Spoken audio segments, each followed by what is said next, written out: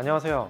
달비 성형외과의 캡틴 달비 대표원장 변진환입니다. 코 성형 수술하면은 가장 많이 걱정하시는 부분이 바로 구축코죠. 구축코는 증상이 다양하기도 하고 첫 수술이어도 나중에 구축되면 어떡하나 가장 걱정이 많은 부분이시기도 한데요. 그렇다면 이 구축코는 한 번에 해결이 가능한 건지 아니면은 여러 번의 수술을 해야 되는지 또는 수술이 불가능한 경우도 있는지 이런 것들도 궁금해 하실 것 같습니다. 그래서 오늘은 이 궁금증들에 대해서 제가 좀 해결해 보는 시간을 가져보도록 하겠습니다.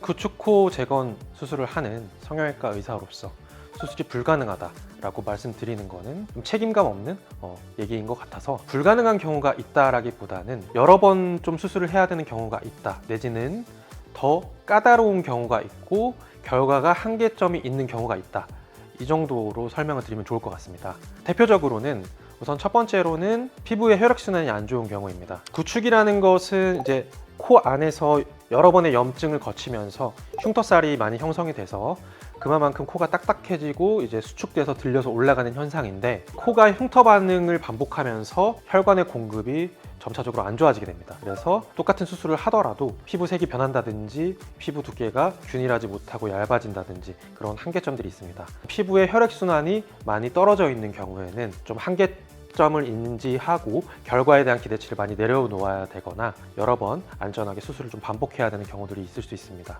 그리고 두 번째로는 이 코의 코끝이 말 그대로 그냥 들려 올라가 있는 경우 말고 이 비주가 안쪽으로 쏙 들어가 있는 경우, 이게 가장 까다롭습니다. 구축이라는 것은 겉에뿐만 아니라 완전 안쪽 내부 구조까지 다 끌려 올라가는 것이기 때문에 구축이 심하신 분들은 이 안쪽에 비중격 구조물이 망가지면서 이 비주가 안으로 쏙 들어가는 경우가 있는데, 이 비주라는 것은 아무리 흉터살을 잘 풀어줘도 늘어나기가 굉장히 힘듭니다. 그래서 이런 경우에는 한 번에 너무 당겨서 해결을 하려고 하기에는 한계가 많습니다. 1차적으로 한번 좀 늘려놓은 다음에 아물 수 있는 시간을 기다리고 또 2차 수술, 필요하다면 3차 수술까지 그렇게 하게 됩니다. 그리고 세 번째로는 우리 코 중에서도 콧대 쪽에는 그래도 혈액순환이라든지 피부의 탄성도가 괜찮은 편인데, 코끝 쪽은 아무래도 여러 번의 수술을 거치게 되면은 여기 먹여 살리는 혈관이 많이 끊어지게 되고 혈액순환이나 피부의 탄성 등이 조금 더 안 좋은 부분이기 때문에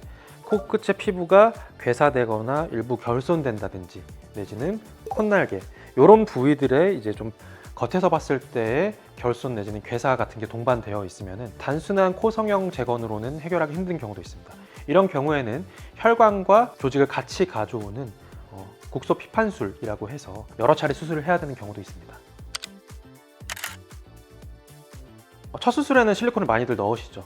그러고 나서 이제 여러 가지 이유로 재수술을 하시게 될 경우에 실리콘에 염증이 한번 났던 경우라면은 저는 두 번째부터 실리콘 보형물을 넣지 않는 것을 추천드립니다. 재수술이나 구축코라고 할지언정 코 라인에 대한 욕심을 버리지 못하고 당장의 라인을 예쁘게 만들어 놓는 그런 욕심을 버리지 못하신다면은 아무리 재수술이고 구축코라고 하더라도 다시 실리콘을 넣고 싶으실 수도 있습니다. 여기서의 문제가 뭐냐면은 실리콘을 여러 번 넣으면서 계속 염증이 생길수록 유착 반응 그리고 흉터 반응이 더 심해진다는 점입니다. 그래서 저는 재수술, 그 중에서도 특히 구축코는 실리콘 보형물을 사용하지 않고 대부분 다 자가 조직으로만 수술을 하는 것을 추천드립니다.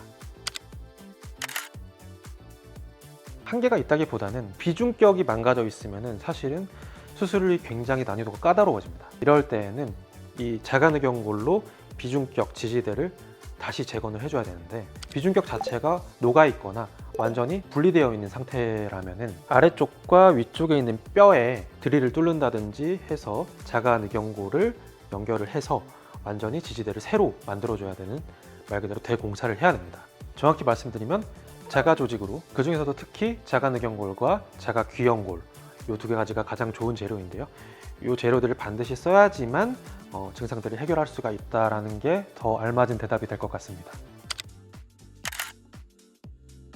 이 케이스를 보시면은 실제로 몇몇 군데 병원에서 기능적인 복원 수술은 좀 불가능하고 겉에서 모양 찝힌 정도만 일부 개선이 가능하다라는 말을 듣고 오신 분인데요. 콧구멍 모양 재건을 첫 번째 순위로 두었고, 코를 열어보니 콧 날개가 완전히 파괴돼서 정상적인 구조물이 없는 상태였고, 그래서 자가늑연골과 귀연골을 덧대서 이중으로 이식을 해서 모양을 복원을 시켜드렸습니다. 그 다음에 보여드리는 이런 분들은